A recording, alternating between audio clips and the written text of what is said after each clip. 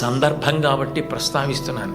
మన గౌరవ ముఖ్యమంత్రి నారా చంద్రబాబు నాయుడు గారు స్వయంగా ఒక వ్యాసం రాశారు. తల్లికి జేజే, తండ్రికి జేజే, గురువుకు జేజే అని ఒక పుస్తకం ఉంది. ఆ పుస్తకంలో బహుశా నాకు జ్ఞాపకం ఉంటే 3వ వ్యాసం అనుకుంటాను. ఆ వ్యాసంలో ఆయన ఒక విషయం ప్రస్తావన చేశారు. వాళ్ళ అమ్మగారి పేరు అమ్మಣ್ಣమ్మ గారు.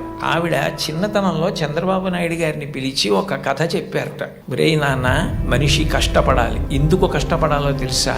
ఒకరింట్లో ఒక పంది, ఒక నక్క 2 ఉండేవి. ఆ పంది చాలా కష్టపడి పనిచేసి మధ్యాహ్నం ఇంటికి భోజనానికి వచ్చేది. నక్క పని చేయడం మానేసి చెరుకు తోటల్లో తిరుగుతూ ఊళలు వేస్తూ వచ్చే ముందు బురదలో పొర్లాడి వచ్చేది. పంది ఒళ్ళు కడుక్కుని వచ్చేది. ఇంటికొచ్చి శుభ్రంగా ఉన్న పందిని చూసి ఇదేం పని చేయలేదనుకుని మంచినీళ్లు మాత్రమే పోసేవాడు యజమాని. నక్క ఒంటి నిండా బురదంటించుకోవడం చూసి ఇది బాగా కష్టపడింది అనుకుని బాగా దానికి తిండి పెట్టేవాడు.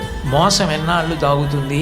కొన్నాళ్లకి ఎవరు కష్టపడుతున్నారో తెలిసిపోయింది. తెలిసిపోయిన తర్వాత నక్కని కొట్టి తరిమేసి పందికి తన పిల్లనిచ్చి పెళ్లి చేసి ఇల్లరికం అల్లుడిగా తెచ్చుకున్నాడు రా. ఇంటి పనివాడు ఇంటల్లుడయ్యాడు రా. కష్టపడిన వాడు వెనక్కి తిరిగి చూడడు జీవితంలో. కష్టపడడం నేర్చుకో అని మా అమ్మ నాకు చిన్నతనంలో చెప్పింది. మా అమ్మ చెప్పిన కథ నా జీవితానికి దిశానిర్దేశం చేసింది. ఆనాటికి ఈనాటికి ఏనాటికి నాకే కాదు మా ఊరంతటికి అదే భగవద్గీత. ఆ మాటలే నాకు స్ఫూర్తి.